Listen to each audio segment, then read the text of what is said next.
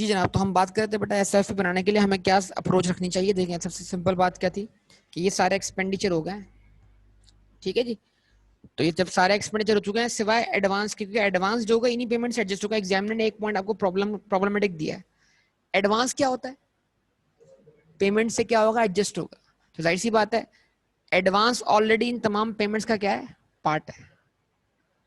क्योंकि जब पेमेंट होगी तो उसमें से एडवांस क्या हो रहा होगा, तो आपको एडवांस कैपिटलाइज नहीं करना, क्योंकि एडवांस की एंट्री तो आपने क्या बनाई थी,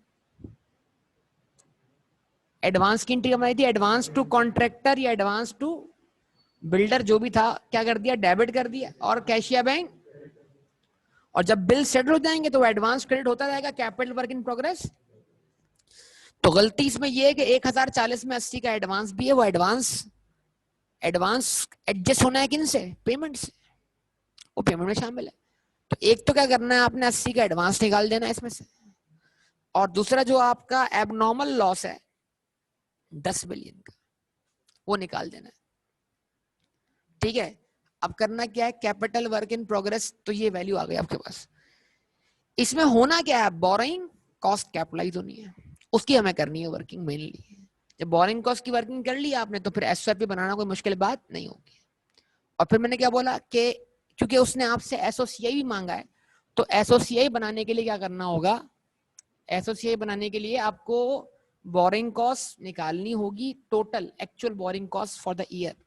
उसमें से बोरिंग कॉस्ट क्या कर देंगे आप, कैपिटलाइज क्या कर देंगे, लेस कर देंगे। तो क्या मिलेगा आपको, बोरिंग कॉस्ट एक्सपेंस, उसका इंपैक्ट दिखाना है प्रॉफिट एंड लॉस अकाउंट। और प्रॉफिट लॉस अकाउंट में आपको ये जो 10 मिलियन का डैमेज है ये भी एक्सपेंस के तौर पे दिखाना है। यस और नो बोलिए बेटा। तो आप सोचें यार, अगर आपको क्वेश्चन रीड करके अप्रोच नहीं बन रही कि भाई मैं रिक्वायरमेंट के हिसाब से क्वेश्चन सॉल्व करूं, तो अप्रोच आपको रिक्वायरमेंट के हिसाब से बनानी आना चाहिए, लाजमी लाजमी। फिर एक और मसला ना हमारे पास कि वो जो बोरिंग कॉस्ट 15 दिन की है, ठीक है, वो उसका भी कंसीडर आपको कंसीडर करना है उस चीज को। तो चलें, उसके बाद वहां पर एसओसीआई में आएगी डेप्रीसिएशन भी। तो मेरे लिहाज से एसओसीआई के 4 आइटम दिखाई दे रहे हैं फिल वक्त, interest expense, interest income, damages, depreciation. ये माइंड बना लीजिए, क्या ख्याल है, अच्छा ख्याल है, अच्छा। उसके बाद एसओएफपी की बात करें तो एसओएफपी के अंदर हमें क्या दिख रहा है, capital work in progress, building, building बनने के बाद डब्ल्यूडी भी दिखानी है उसकी, नंबर 1। नंबर 2, सेविंग अकाउंट का बचा हुआ बैलेंस अगर कोई है तो, ठीक है। कॉन्ट्रैक्ट लायबिलिटी जो आखिर जो आपको क्या करनी है, पे ऑफ करनी है, मतलब यानी जो आखिरी जो आपका बिल है ना, बिल पेएबल बोल रहा हूँ, बिल पेएबल, बिल पेएबल जो आपने क्या करना है, पे करना है। आखिरी बिल सेटल नहीं हुआ हो, बाकी सारे सेटल हो चुके हैं, तो आखिरी बिल दिखा देना आप। क्या कहते हैं, सही है, बात समझ में आती है कि नहीं आती, अच्छा। और बैंक ओवरड्राफ्ट आपके पास क्या है, मौजूद है। फिर आपके पास जो लॉन्ग टर्म लोन आपने लिया हुआ है वो कितना है, वो है 350 मिलियन का। पे करना है कितनी इंस्टॉलमेंट में, 5 इंस्टॉलमेंट में। जरा 350 को डिवाइडेड बाय 5 कीजिए, 70 मिलियन जो है वो आपका क्या है, करंट मेच्योरिटी है। तो 350 में से 70 निकाल दीजिए, 350 में से 70 निकाल दीजिए। 280 दिखाना है नॉन करंट में और 70 दिखाना है कहां पर, करंट मेच्योरिटी। और इसका इंटरेस्ट पे होगा अगले फरवरी में, यानी फरवरी 2019 में। हम 2018 पर हैं, तो इसका मतलब क्या है, अब तक 11 महीने का इंटरेस्ट ड्यू हो चुका है, जो कि पे, उस 11 महीने के इंटरेस्ट को लायबिलिटी के तौर पर दिखाना है। कितने सारे आइटम हो गए सोचिए, आवाज नहीं आ रही आप लोग क्या, जितने भी आइटम हुए उनको दिखा दें, आपके आपके सामने है तमाम की तमाम बातें। तो एसओएफपी जिन्हीं क्वेश्चन रीड कर लिया, क्या क्या चीजें आपके सामने आ रही हैं उनको वर्कआउट कर लिया आप, तो मेरे हिसाब से तो बन जाना चाहिए, कोई मुश्किल बात नहीं है। आप कैसे बताइए, स्टार्ट करें, पक्का स्टार्ट करें, देख लो सोच लो।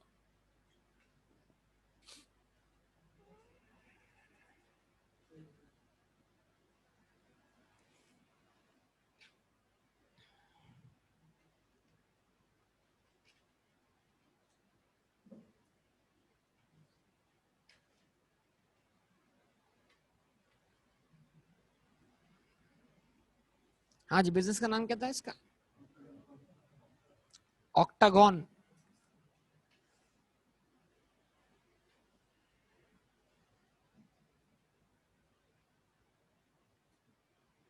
ऑक्टागॉन, आगे Pakistan limited.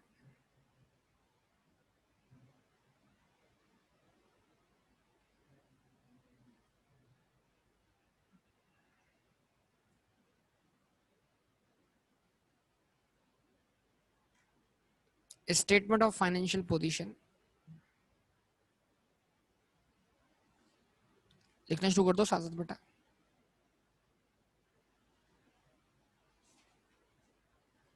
As on 31st December 2018, rupees in million.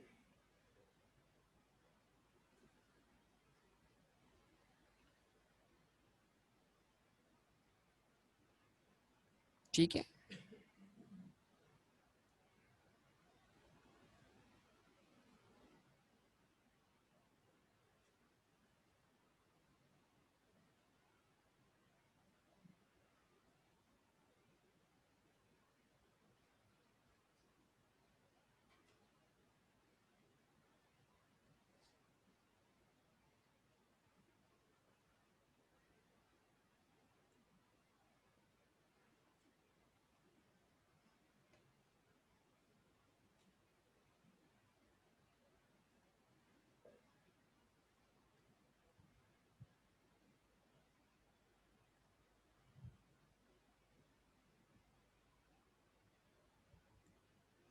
ठीक है जी।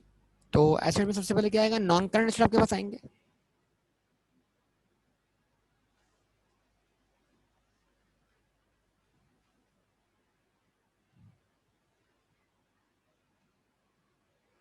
और उसमें क्या रहेगा? पीपी, प्रॉपर्टी, प्लांट इक्विपमेंट, जवाब देंगे बेटा। इसकी करनी पड़ेगी आपको डिटेल वर्किंग। उसके बाद जरा सोचिए कोई और नॉन करंट एसेट आपके पास बताया जा रहा है क्वेश्चन में?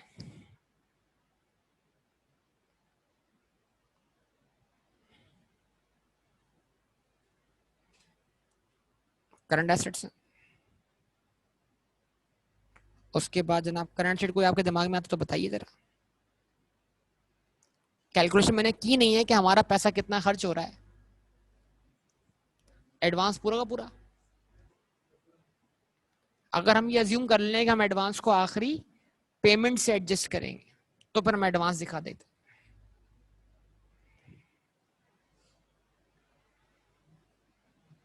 वरना एडवांस का परसेंटेज लिखा होता है कि हर पेमेंट का 10% जो होगा वो एडवांस से क्या हो जाएगा। इस क्वेश्चन में लिखा हुआ नहीं है, तो हम ये अज्यूम कर रहे हैं कि एडवांस जो है वो आखिरी पेमेंट से एडजस्ट होगा। सही है।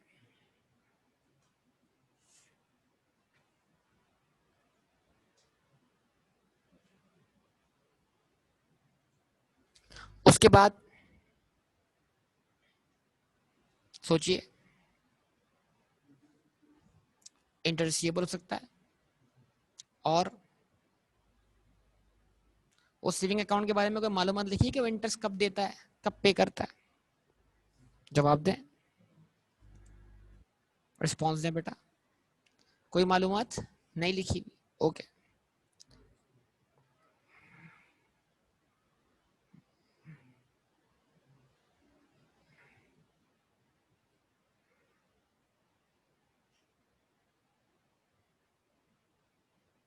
इंटरेस्ट रिसीवेबल,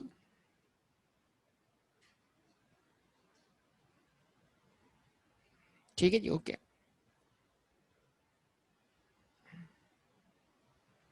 उसके बाद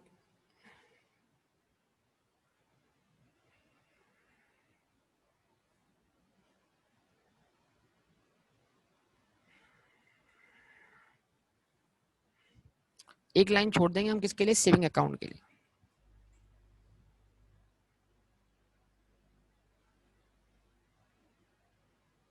इक्विटीज एंड लायबिलिटीज।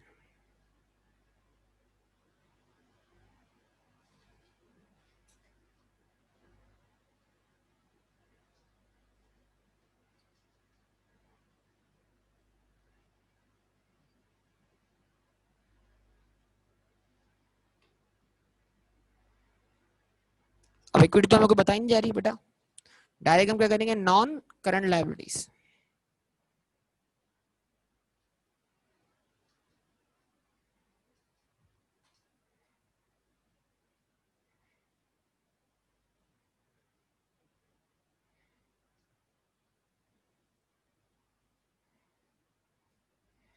ठीक है, नॉन करंट लायबिलिटीज।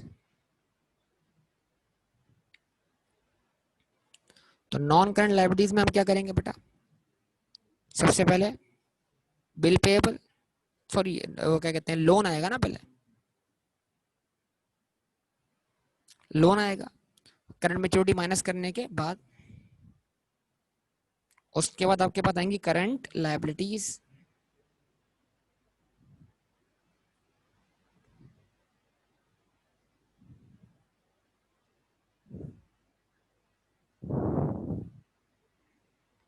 अच्छा, करंट लायबिलिटीज आपके सामने आ गई।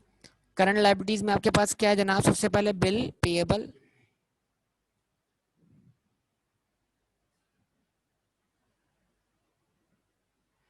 उसके बाद करंट मैच्योरिटी,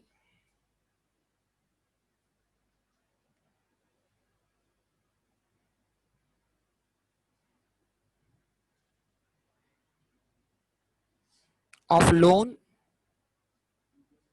इंटरेस्ट पेएबल,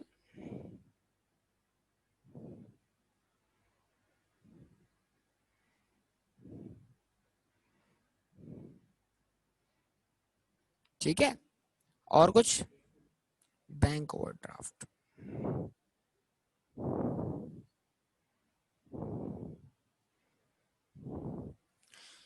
ये आपके सामने स्पेस बन गया इसका।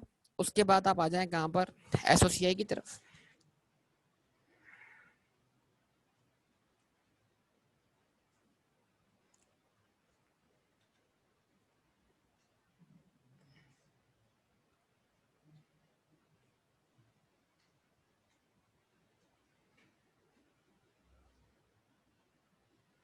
ऑक्टागन पाकिस्तान लिमिटेड,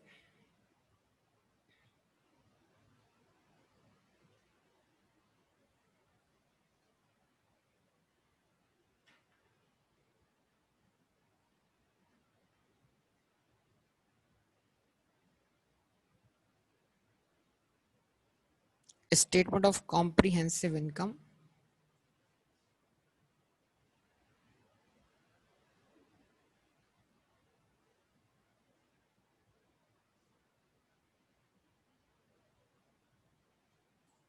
बेटा for the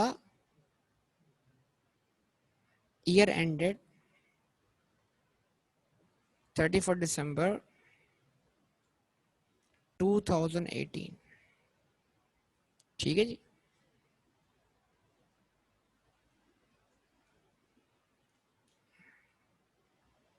rupees in million.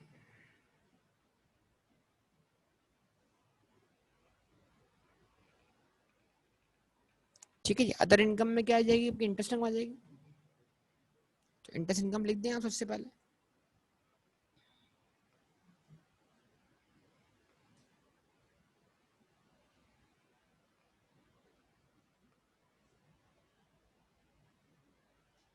फिर उसके बाद डैमेजेस या एबनॉर्मल लॉस, जवाब दें बेटा।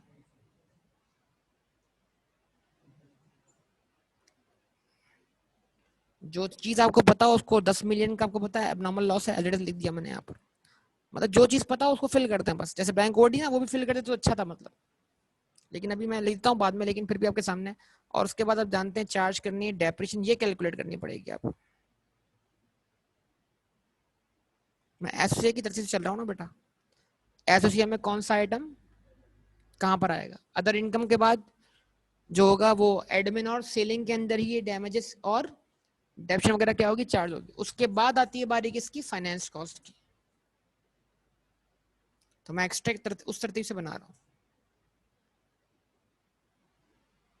सही है बेटा, ये आपके सामने बन जाएंगे एक्स्ट्रा। इसका मतलब क्या है, आपको इंटरेस्ट इनकम की वर्किंग करनी है, डेप्रीसिएशन की भी वर्किंग करनी है, फाइनेंस कॉस्ट की भी वर्किंग करनी है।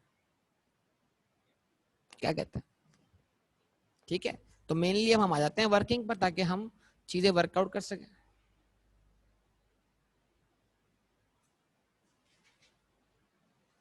सही है, चलिए स्टार्ट करते हैं इसकी workings.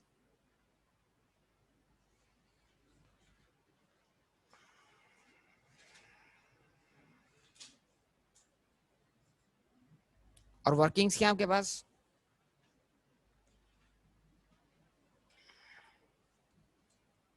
Working number 1, boring cost,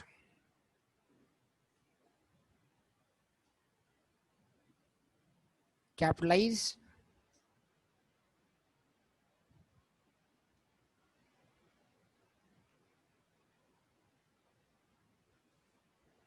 ठीक है। सबसे पहले क्या नहीं चाहिए बेटा? Specific boring cost.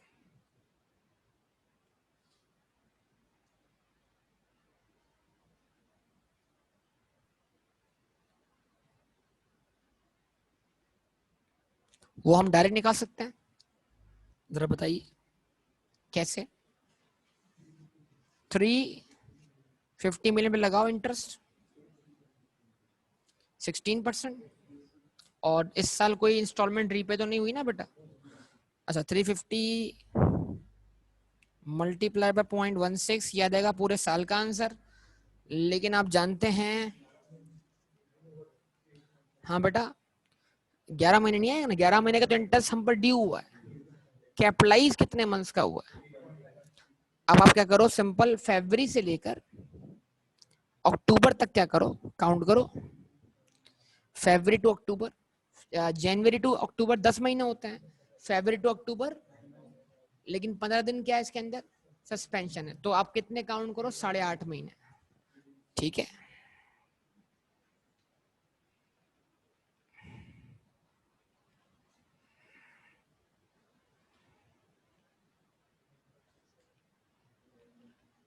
$39.67 याद आएगी आपके पास स्पेसिफिक बोरिंग कॉस्ट, ठीक है ना? अच्छा, कोई हमने इसके ऊपर वो पे तो नहीं किया, क्या कहते हैं जनाब, अरेंजमेंट फी या कमिटमेंट फी? अगर है तो वो भी हमारी स्पेसिफिक बोरिंग कॉस्ट क्या बनेगी? पार्ट बनेगी, पता ना आपको? अच्छा, उसके बाद क्या वर्कआउट करनी है? Journal borrowing cost. अच्छा, इसमें तो लेस भी करना है, क्या लेस करना है? Investment income.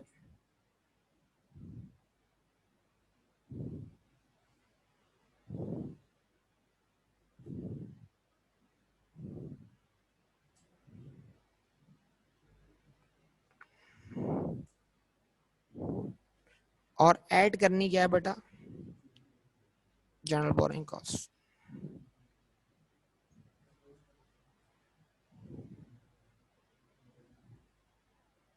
ठीक है। अच्छा, अब उसके लिए आप क्या करें बेटा? उसके लिए आप ये करें कि आप एलोकेशन ऑफ फंड्स बना लें। Working number 1.1,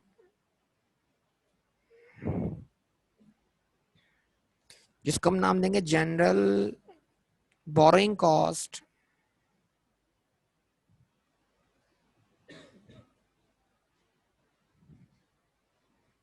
and allocation of funds.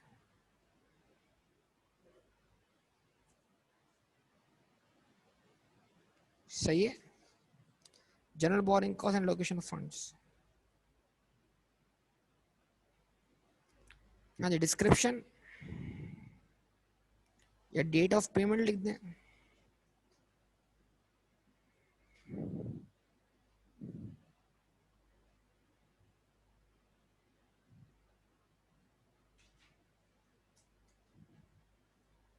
Description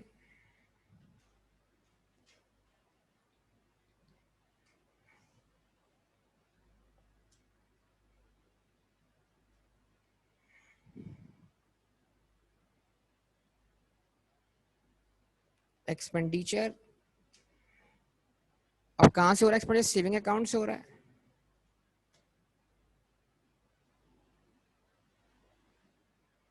उसके बाद स्पेसिफिक फंड्स,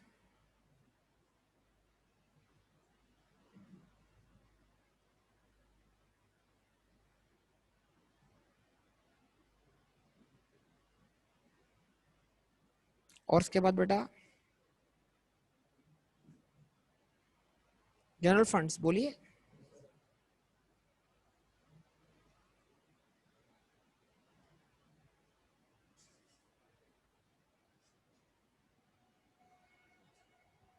कोई लोन तो रीपे नहीं हो रहा ना। यहां क्या आएगा, कैपिटलाइजेशन रेट।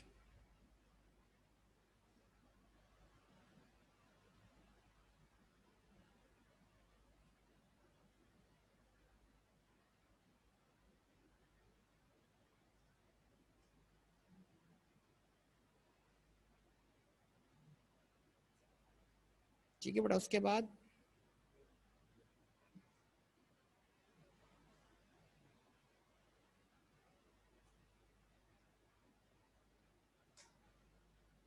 और उसके बाद क्या होगा, बोरोइंग कॉस्ट।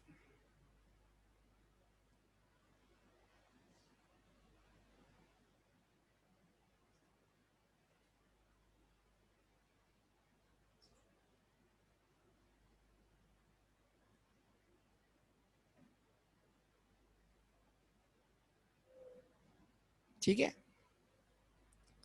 तो 9 सबसे पहले आप पहला एक्सपेंडिचर कर रहे हैं कब, फर्स्ट।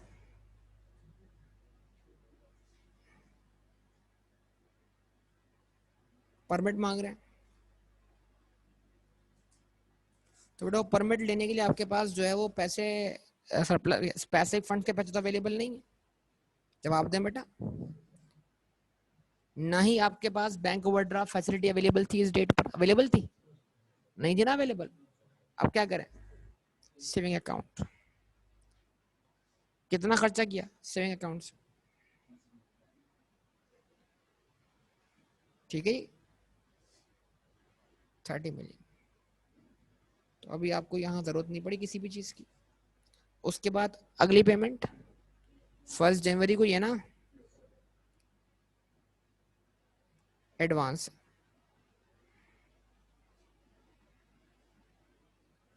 कितना एडवांस दिया, 80।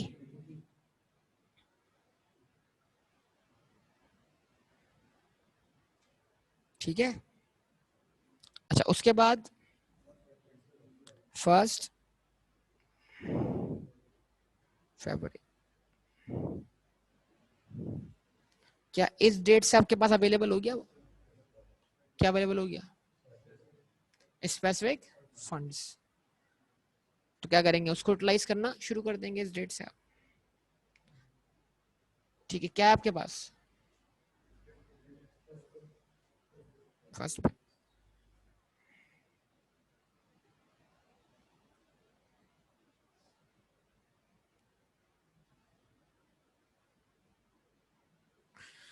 ठीक है जी, कितना अमाउंट है उसका, हाँ 250।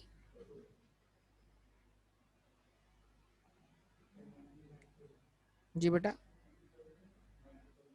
97 क्या है, सेविंग्स को एलोकेट करना चाह रहे हो, ठीक है कोई इशू नहीं, कर दो। मतलब इस डेट से हम पहले सेविंग यूटिलाइज कर लेते हैं, फिर हम क्या करते हैं, ऐसा भी कर सकते हैं, कोई इशू नहीं। तो सेविंग में आपके पास कितना पैसा पड़ा हुआ है, चलो ठीक है 90, 160। तो इधर भी आपको जरूरत नहीं पड़ी इस चीज की। उसके बाद next one is what, second bill कब है बेटा, फर्स्ट में।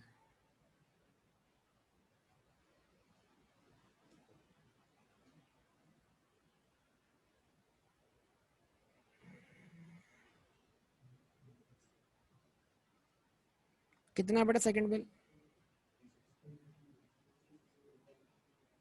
360 टोटल।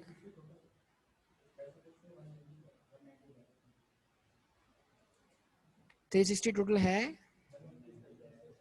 हमारे पास। स्पेसिफिक में फंड कितना अवेलेबल है, 350 का ना, 190 रह गया, ओके। बाकी रिमेनिंग जर्नल्स 170 जनरल से, ओके। उसके बाद 1 सितंबर, थर्ड बिल,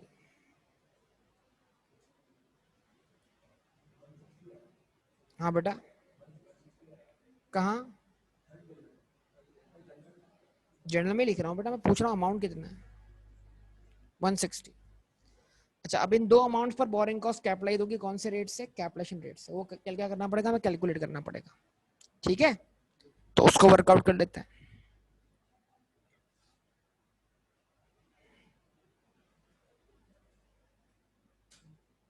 वर्किंग नंबर 1.2। क्या वर्कआउट कर लें बेटा? Capitalisation rate.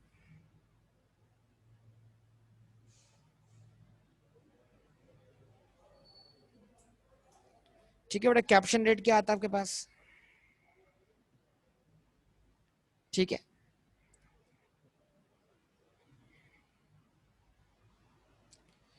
कैपिटलाइजेशन रेट क्या आता है आपके पास बेटा? बताओ।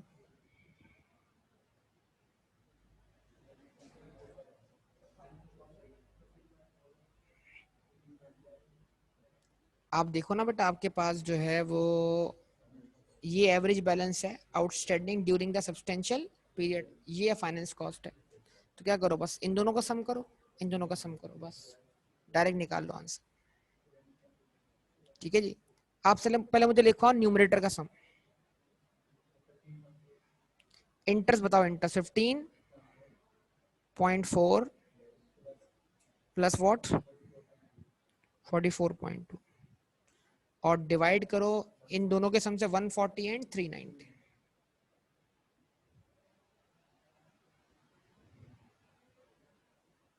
Multiplied by 100। 11.2425 24 सही है। 245 के आगे कुछ है? 5 के बाद कुछ है? 528 है ना, फिर 25 कर सकते हो आप इसको।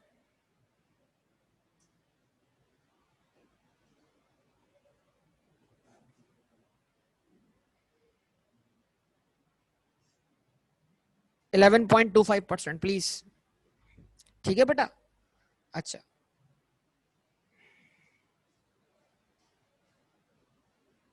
अब क्या करो बेटा, मई से लेकर कहां तक बेटा? रिस्पॉन्स करो ना यार, मई से लेकर कहां तक? अक्टूबर तक। काउंट करो कितना वक्त हुआ भाई, सिंपल है ना, जनवरी से अक्टूबर 10 महीने और 4 महीने निकाल दो, 6 महीने बचे, 6 महीने बचे और उसमें से 15 दिन निकाल दो कौन से वाले? सस्पेंशन वाले। कितना बचा? साढ़े 5 महीने।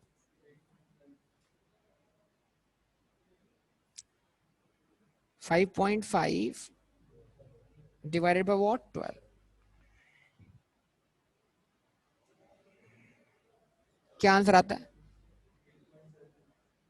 8.76। और इसके बाद आगे बताओ। सितंबर, सितंबर के मंथ में सस्पेंशन आई थी ना? अच्छा, सितंबर अक्टूबर 2 महीने, तो 1.5 महीना काउंट करें इसका। 1.5 2.25 टोटल कर दो इसका। 11 पॉइंट यार 8.76 प्लस 8.76 है और 2.25 है, तो 8 और 2 कितना हो जाएगा बेटा? 10 हो जाएगा। 11.01 11.01 आंसर होगा बेटा। तो 11.01 से क्या कर दिया बेटा आपने? जनरल बोरिंग कॉस्ट कैपिटलाइज कर दी। अब वर्कआउट कर लेनी है बेटा इन्वेस्टमेंट इनकम। और इन्वेस्टमेंट इनकम सिर्फ कौन से वाले पॉइंट से वर्कआउट करनी है आपने? जिस पॉइंट से आपके पास क्या हुए हैं, लोन वाले फंड्स अवेलेबल हैं। बाकी जो आपकी इन्वेस्टमेंट इनकम 30, 80 और इससे बिलोंग करती है ना, ये जाएगी कहां पर बेटा? अब मेरी बात, मैं इन शॉर्ट वर्कआउट कर रहा हूं। देखो, 1 जनवरी को हमारे पास सेविंग अकाउंट में कितना पैसा अवेलेबल था बेटा? जवाब दो। 200 अवेलेबल था। 200 में 30 खर्च हो गया, 80 भी खर्च हो गया, कितना बचा? तो इस 90 पे जो इंटरेस्ट इनकम बनेगी वो जाएगी प्रॉफिट एंड, क्या ख्याल है? और 1 फरवरी को हमारे पास लोन आया, कौन सा लोन आया, उसमें इतना फौरन क्या हो गया, खर्च हो गया, कितना अवेलेबल था 190। तो फरवरी से लेकर फरवरी, मार्च और अप्रैल 190 पे जो इंटरेस्ट इनकम होगी वो क्या होगी, 3 मंथ्स की इनकम क्या होगी, लेस हो जाएगी। तो इसका मतलब क्या है, मैं डायरेक्ट आपके सामने क्या कर रहा हूँ, सिंपल, मैं ज्यादा कोई लंबी चौड़ी बहस नहीं कर रहा। मैंने क्या किया, देखो ये समझ जाओ बना, क्योंकि पेपर में हमारे पास टाइम नहीं है अगर हम बड़ी बड़ी वर्किंग करने बैठ गए। तो ये आपके सामने पूरी एलोकेशन हो गई है।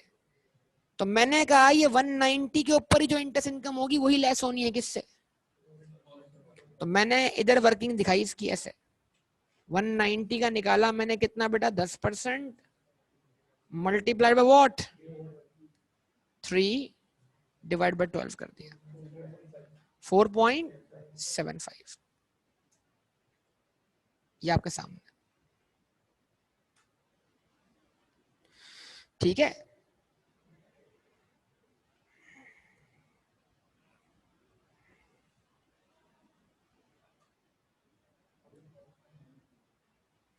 फोर्टी 45 पॉइंट, पक्का कंफर्म, ये आपके सामने आ गया। अच्छा, अब मैं जा रहा हूं कहां पर, एसओसीआई में। एसओसीआई में जो मैंने एक्सपेंस दिखाना है, आवाज नहीं है बेटा आप लोग की, सॉरी, एसओसीआई में जो मैंने इनकम दिखानी है वो किस पे दिखानी है, इस 90 पे दिखानी है। ये 90 उस 200 में से अवेलेबल था जो साल के स्टार्ट पे था, तो ये 90 कब तक अवेलेबल है, 1 फरवरी तक। इस 90 पर सिर्फ क्या होगा, 1 महीने की इनकम रिकॉर्ड होगी।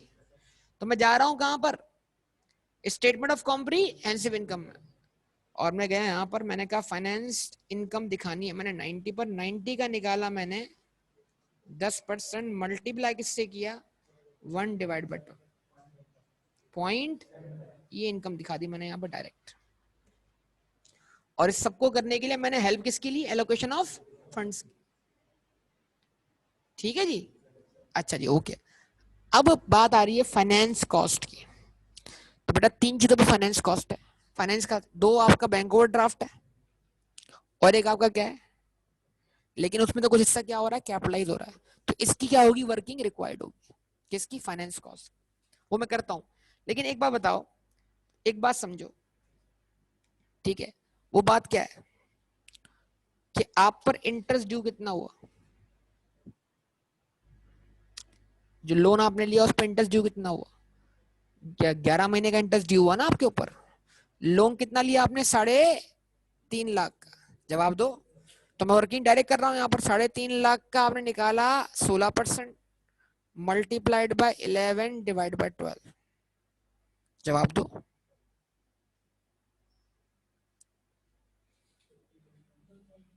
फिफ्टी 1.33, ये आपका इंटरेस्ट पेएबल है, किस पर, लोन पर, पक्का कंफर्म।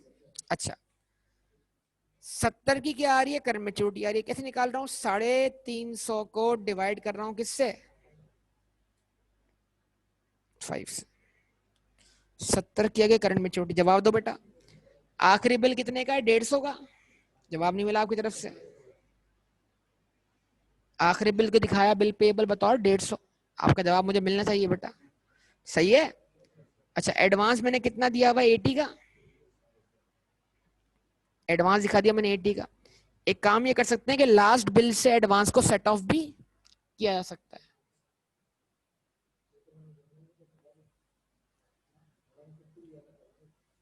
वन 150 की तो भी पेमेंट हुई नहीं है ना, ये होगी अगले साल, अगले साल के स्टार्ट में, चौथा बिल है, चौथा बिल हम पे ड्यू हो चुका है लेकिन पे नहीं हुआ, ये बता रहा हूं आपको। तो आप चौथे बिल से एडवांस को सेट ऑफ भी कर सकते हैं। हमारी अजम्पशन क्या थी, एग्जामिनर ने हमें बताया नहीं है कि हम पर बिल एडवांस कितने से एडजस्ट कर रहे हैं, परसेंटेज बताई नहीं, जिस तरह कुरैशी वाले क्वेश्चन में बताई जा रही थी। अगर कोई परसेंटेज बताई जाती तो हम हर बिल से एडवांस क्या कर लेते, एडजस्ट कर लेते, जैसा कि हम ऑलरेडी करके आ चुके हैं। ठीक है बेटा, सारी बातें आ गई। अब बैंक ओडी, बैंक ओडी का एक्चुअल बैलेंस दिया हुआ है आपको बेटा, कितना बेटा, 130 एंड 340। ओवरड्राफ्ट भी इसी में, क्या क्या कहते हैं, फाइनेंस कॉस्ट भी हम अज्यूम करते हैं बेटा, इसी इसी में अमाउंट में क्या होगी, शामिल हो जाएगी। 130 एंड 340 कितना हुआ, 470।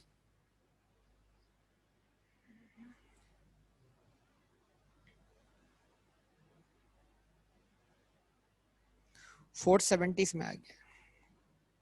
ठीक है बेटा, लोन का नॉन करंट पोर्शन देखो कितनी देखो अगर मैं चाहूं तो कितनी जल्दी ऐसे भी बन रही है। सिर्फ मुझे मसला कहां पर है, कुछ चीजों को लाने में। यहाँ पर तो एग्जाम में चाहिए जो चीजें फौरन रख सकते हैं उसको फौरी तौर पर रख देना चाहिए।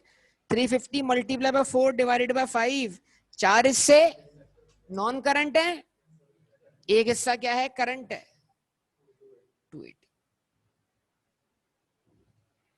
अब इंटरचेबल है और क्या है, प्रॉपर्टी प्लांट इक्विपमेंट। सही है, तो जरा वर्किंग कर लेते हैं, पीपी इधर ही कर लेता हूँ वर्किंग ऑन द फेस।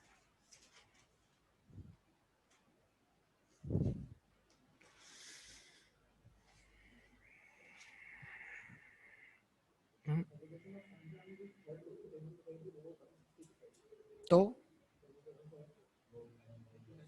10 का लॉस है ना एबनॉर्मल, 10 का एबनॉर्मल लॉस है ना, उसको हम क्या मानेंगे, एक्सपेंस मानेंगे ना, उसको हम कैपिटलाइज नहीं मानेंगे। तो जो चीज कैपिटलाइज नहीं है उस पर बोरिंग कॉस्ट भी कैपिटलाइज नहीं हो सकती। बोरिंग कॉस्ट कैपिटल होती है एसेट के ऊपर, तो अगर एक एक्सपेंडिचर एसेट ही नहीं बन रहा तो उस पर बोरिंग कॉस्ट कैपिटलाइज क्यों होगी।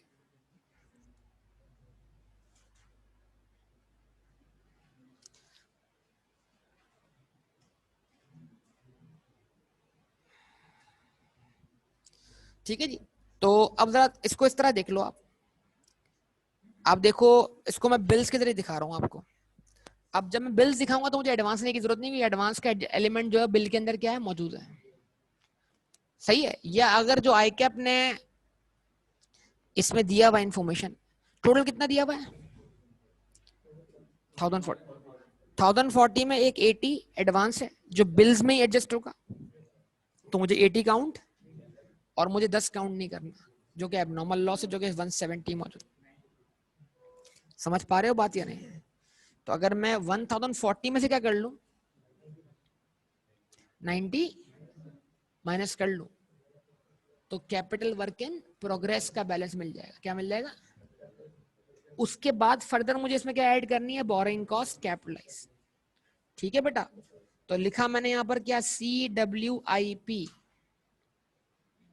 तो आई कैप की कैलकुलेशन मुताबिक 1040 टोटल आपको दे दिया उसने, तो उसने दिया उसी पे भरोसा कर लो। अब आप जानते हैं इसमें एडवांस भी है, इसमें बिल भी है, तो जब बिल और एडवांस बिल से ही एडजस्ट होना है तो डबल काउंटिंग हो जाएगी किसकी, एडवांस की। तो 80 मैंने माइनस कर दिया इसमें से, और 10 का मैंने क्या माइनस कर दिया, एबनॉर्मल लॉस। कितना हुआ बेटा, 950। 950 से क्या हुआ, ये capital work in progress expenditure इनकर हुआ है, इसमें क्या ऐड कर दिया, बोरिंग कॉस्ट कैपिटलाइज।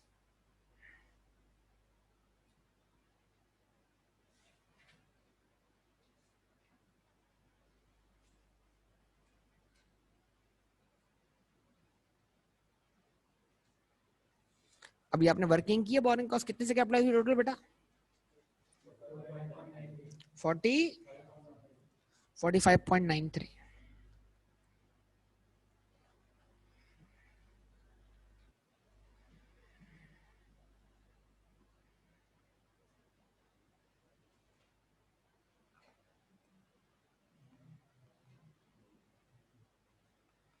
तो टोटल अमाउंट क्या हो गया बेटा,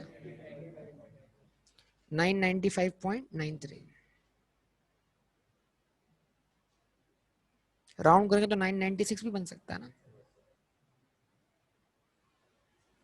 ठीक है, अच्छा उसके बाद अब इस पे चार्ज करनी है आपने डेप्रीसिएशन, कितने मंथ्स की,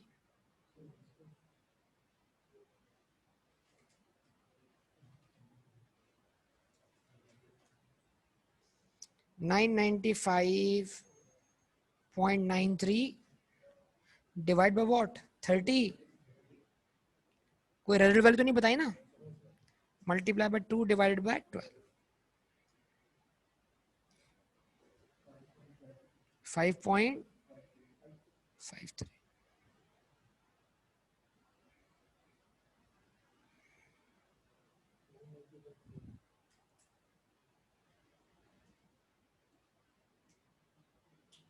9 90.4 ये आ जाएगी WD, जो कि आप रिपोर्ट कर देंगे आप।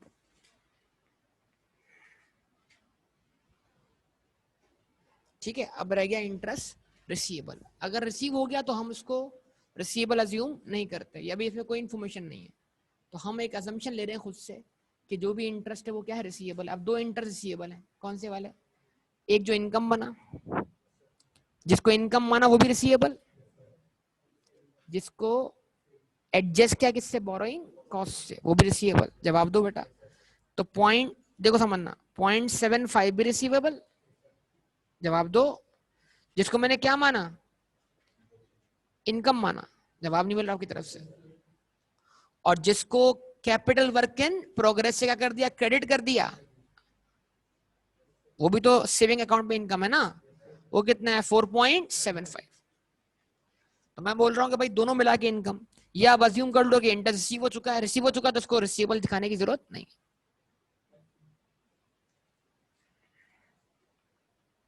कितना हो गया बेटा, 5.5। इस पॉइंट को इग्नोर भी किया जा सकता है, ठीक है ना।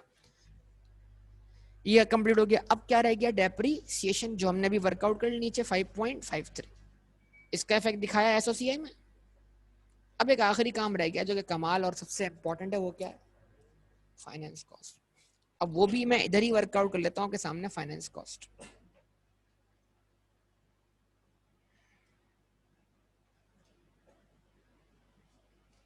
फाइनेंस कॉस्ट एक्चुअल निकाल लो। एक्चुअल क्या, कि टोटल तुमने कितनी इनकर की है। देखो समझना, इधर देखो, इधर देखो सब लोग, जितना मुझे इंटरेस्ट पे करना पड़ा है उतना इंटरेस्ट मुझ पे क्या हुआ, ड्यू हुआ। तो ये मेरी फाइनेंस कॉस्ट तो है। इसमें से जो मैंने कैपिटलाइज कर दिया वो एक्सपेंस नहीं बनेगा, इसके अलावा बाकी सब क्या बनेगा, एक्सपेंस बनेगा।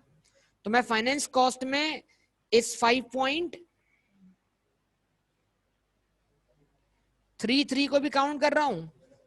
आवाज नहीं आ रही बेटा। और जो बैंक का इंटरेस्ट है 15.4 एंड 44.2,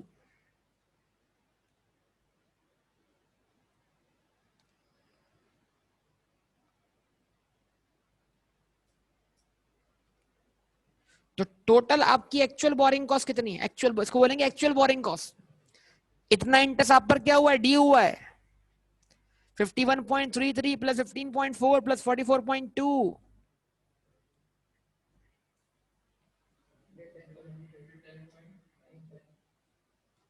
110 पॉइंट। इसमें से आपने कैपिटलाइज कितना किया है।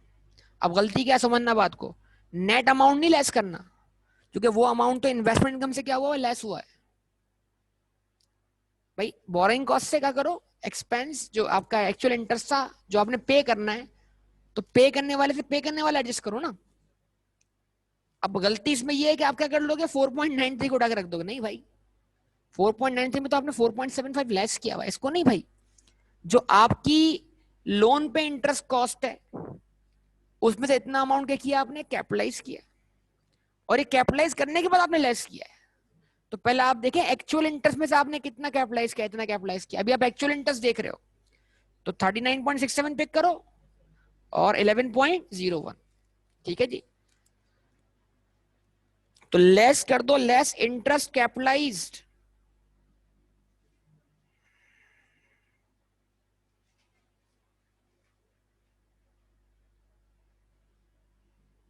टोटल क्या है आपके पास, 39 पॉइंट, जवाब दो यार, 39.67 था प्लस 11.01 था, क्या बेटा, 50 क्या कर दिया आपने, कैपिटलाइज किया है। यानी 110.95 में से आपने 50.68 कैपिटलाइज किया है। तो इसके अलावा क्या बना दिया है, एक्सपेंस बना दिया है 60.27। तो 60.27 आपका फाइनेंस कॉस्ट या एक्सपेंस।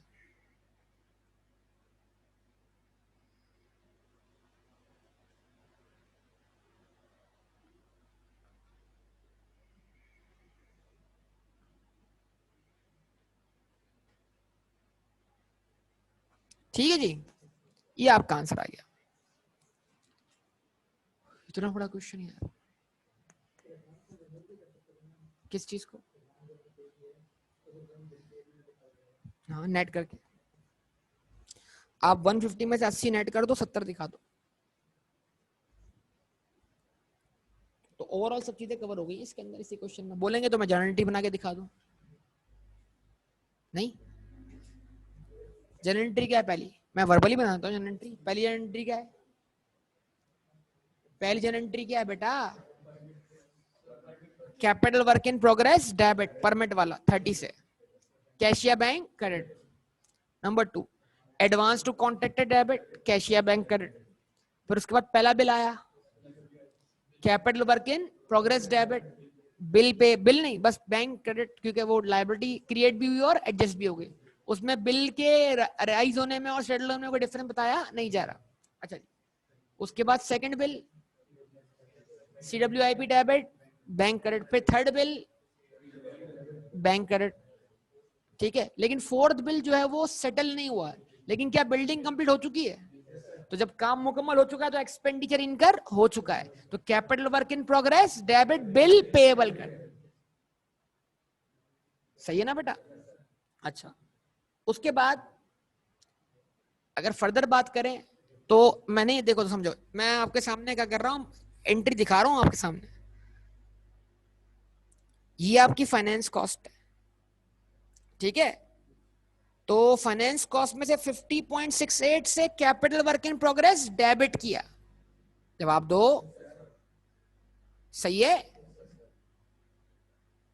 60.27 से फाइनेंस कॉस्ट डेबिट कर दी, और बाकी इंटरेस्ट पेएबल या बैंक ओवरड्राफ्ट, इतने से इंटरेस्ट पेएबल क्रेडिट किया, बाकी जो डिफरेंस होगा उतने से बैंक ओवरड्राफ्ट क्रेडिट कर दिया। ये पूरा चाहो तो पूरा इंटरेस्ट पेएबल में दिखा दो, कोई इशू नहीं। इंटरेस्ट समझ में आ रही है? अच्छा, इंटरेस्ट इनकम, इतने से इंटरेस्ट इनकम इनकम क्रेडिट, जवाब दो, इतने से इंटरेस्ट इनकम क्रेडिट, और जो पीछे कितना अमाउंट आया था जो आपने लेस किया 4.75, तो 4.75 से capital work in progress credit, और टोटल ये रहा, टोटल इतने से इंटरेस्ट रिसीवेबल डेबिट, तो इंटरेस्ट रिसीवेबल डेबिट 5.5 से interest expense sorry interest income credit कितने से 0.75 से, और capital work in progress credit, ये आपके सामने, ये पूरे सिनेरियो की एंट्री है, ठीक है ना? चलिए, तो ये मेरे ख्याल से इनफ है बोरिंग कॉस्ट के लिए, ठीक है जी। तो जरा कुछ जल्दी से थ्योरेटिकल पॉइंट्स रिकॉल कर लेते हैं हम। What is borrowing cost? Borrowing cost is the interest cost और अदर कॉस्ट, ठीक है जी। तो what is the treatment of borrowing cost? हमने कहा जनाब, borrowing cost incurred on the acquisition construction of a qualifying asset is mandatory to be capitalized. Other borrowing cost is expensed out. इसके अलावा जो borrowing cost होगी वो expense out होगी, ठीक है। Commencement of capitalization of borrowing cost, when the entity incur expenditure, it borrows funds and it incurs borrowing cost. जिस date पे तीनों पॉइंट मीट करते हैं उस डेट से हम क्या करते हैं, borrowing cost कैपिटलाइज करते हैं, ठीक है, याद है। Cessation of capitalization of borrowing cost, borrowing cost shall cease when the asset is available for intended use or sale. Even routine management work is required. Routine मतलब डेकोरेशन, फर्निशिंग, ठीक है ना, ये रिक्वायर्ड हो तब भी, लेकिन बिल्डिंग तैयार है, खाली बिल्डिंग है, उसमें अगर फर्नीचर लगवाना है, किचन बनवाना है, कारपेंटर का काम क्या है बाकी है, ये काउंट नहीं होगा। बिल्डिंग कंस्ट्रक्ट हो गई भाई, अब ये किसी को भी बेची या इस्तेमाल में लाने के लिए इसके ऊपर फर्दर आप रूटीन वर्क करते रहोगे, वो मसला नहीं है। अपनी मर्जी का टाइल लगवाना है या अपनी मर्जी का दीवार पे क्या करवाना है, पेंट करवाना है या वॉलपेपर लगवाना है, वो फिर बाद में होता रहेगा, मसला नहीं, ठीक है ना। कंस्ट्रक्शन कंप्लीट हो गई है, किसी को भी इस हालत में बिल्डिंग बेची जा सकती है, वो उसको अपने यूज में ले सकता है। तो ये तमाम बातें आपके सामने हैं मौजूद, इन की पॉइंट्स को अपने ध्यान में रखिएगा। What is qualifying asset? An asset that takes substantial period for its intended use और सेल, ठीक है जी। और सब्सटेंशियल पीरियड कहीं पे डिफाइन नहीं है, उसके लिए स्टूडेंट कहता है जजमेंट क्या है, रिक्वायर्ड है। तो प्रैक्टिस में हम अज्यूम करते हैं जनाब कोई भी चीज जो 3 महीने से ज्यादा वक्त ले अपने अवेलेबल फॉर यूज और सेल होने में, तो हम उसको मतलब उस एसेट को हम क्वालिफाइंग एसेट मान सकते हैं। इन्वेंट्री को आमतौर पे हम क्वालिफाइंग एसेट मानते नहीं है क्योंकि वो जल्दी कंस्ट्रक्ट हो जाती है। लेकिन अगर बड़े साइज की इन्वेंट्री है, बिल्डिंग कंस्ट्रक्ट हो रही है, बतौर बिल्डर आप कंस्ट्रक्ट कर रहे हैं, अगर आप अपने हेड ऑफिस की बिल्डिंग कंस्ट्रक्ट करवा रहे हैं तो वो आपका प्रॉपर्टी प्लांट इक्विपमेंट है, और बतौर बिल्डर अगर आप बिल्डिंग कंस्ट्रक्ट करें तो आपके लिए वो क्या है, इन्वेंट्री है। ये सारी बातें बताई गई थी आपको। एयरक्राफ्ट अगर पीआईए मैन्युफैक्चर करवा रहा है तो कैपिटल वर्क इन प्रोग्रेस है, लेकिन एयरबस या बोइंग बना रहा है तो उसके लिए क्या है, इन्वेंट्री है। तो इस तरह की इन्वेंट्री कंस्ट्रक्ट करने में क्या होता है, सब्सटेंशियल पीरियड रिक्वायर्ड होता है, और ये सब चीजें बुकिंग के बाद होती है। अब जैसे मिसाल के तौर मोबाइल फोन है, आजकल मोबाइल फोन में क्या चल रहा है कि अभी एडवांस बुकिंग करवा लो, फिर आपके ऑर्डर पे आपको मिल जाएगी। गाड़ियों में ऐसा हो रहा है, कोई नया मॉडल आ रहा है, पहले बुक करवा लो, जवाब दो। इसका मतलब क्या हुआ, तो हम मोबाइल फोन यार कितने दिन मिल जाता है, 1 महीने के अंदर। यानी आपने ऑर्डर दिया, आपके ऑर्डर के मुताबिक क्या हो गया, मोबाइल फोन आपको 1 महीने मिल गया। तो जो कंपनी मोबाइल फोन मैन्युफैक्चर कर रही है उसको इतना वक्त रिक्वायर्ड नहीं है कि वो कस्टमर के ऑर्डर के मुताबिक क्या करे, एक सब्सटेंशियल पीरियड ले। तो इसका मतलब जो कंपनी मोबाइल फोन की मैन्युफैक्चरिंग कर रही है उस पर आमतौर पर हम ये अज्यूम करेंगे बोरिंग कॉस्ट कैपिटलाइज करने की जरूरत नहीं है, क्योंकि वो क्वालिफाइंग एसेट की डेफिनेशन मीट नहीं करता। लेकिन अगर आप कोई एयरक्राफ्ट, कोई कार,